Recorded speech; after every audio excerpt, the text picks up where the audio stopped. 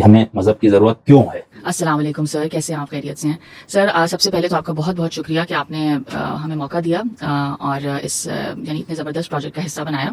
اور جب آپ نے مجھے سجیسٹ کیا اس حوالے سے تو مجھے لگا کہ یہی تو کرنے کا کام ہے آج کل کے دور میں. اور جو آپ کا سوال ہے اس حوالے سے مجھے یہ لگتا ہے کہ مذہب یعنی آپ نے بہت ویلڈ پوائنٹس ریز کیے کہ یعنی ہمیں اپنے بیکاز ہمارا جو عقل اور جو شعور ہے جو کلیکٹیو شعور اس قدر اب ڈیولپ ہوا ہے انسانوں کا، اینڈ سائنس کی جو ترقی ہے اس حوالے سے ہمیں یہ نظر آتا ہے کہ انسان نے بہت کچھ دریافت کر لیا اپنی اس دنیا کے بارے میں بھی اور اپنے بارے میں بھی.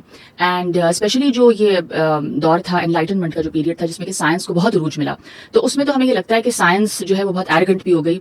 اینڈ ایک جو اپروچ آ گئی، جنرل اپروچ یہ آ گئی، پڑھے لکھے انسانوں میں بھی یہ چیز سرایت کر گئی کہ ہر چیز کا جواب اب سائنس دے سکتی ہے.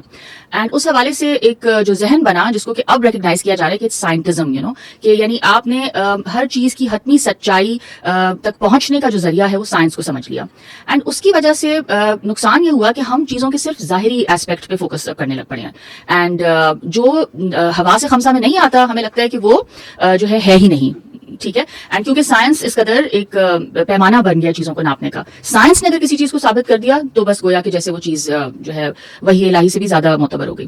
تو یا اس نے کسی چیز کی نفی کر دی تو اگر اس نے کسی چیز کی نفی کر دی تو اس کے سامنے اگر کوئی الہامی متن بھی موجود ہے تو کہیں گے کہ یہ تو فرسودہ بات لگ رہی ہے. سائنس نے تو آج یہ ثابت کر دیا ہے کہ مثلاً اتنے سیارے ہیں یا مثلاً یہ اسپیس کی یہ جو ہے ڈائنامکس ہے.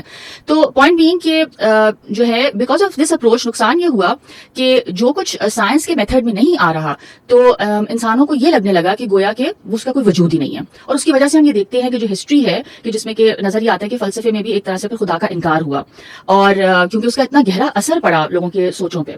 لیکن جب ہمیں نظر آتا ہے کہ سائنس میں جب اس کی فاؤنڈیشنز ہلیں تو ہمیں یہ نظر آتا ہے کہ جو یعنی انسان ہل کے رہ گیا، انسان پریشان ہو گیا کہ یہ کیا ہوگا. یعنی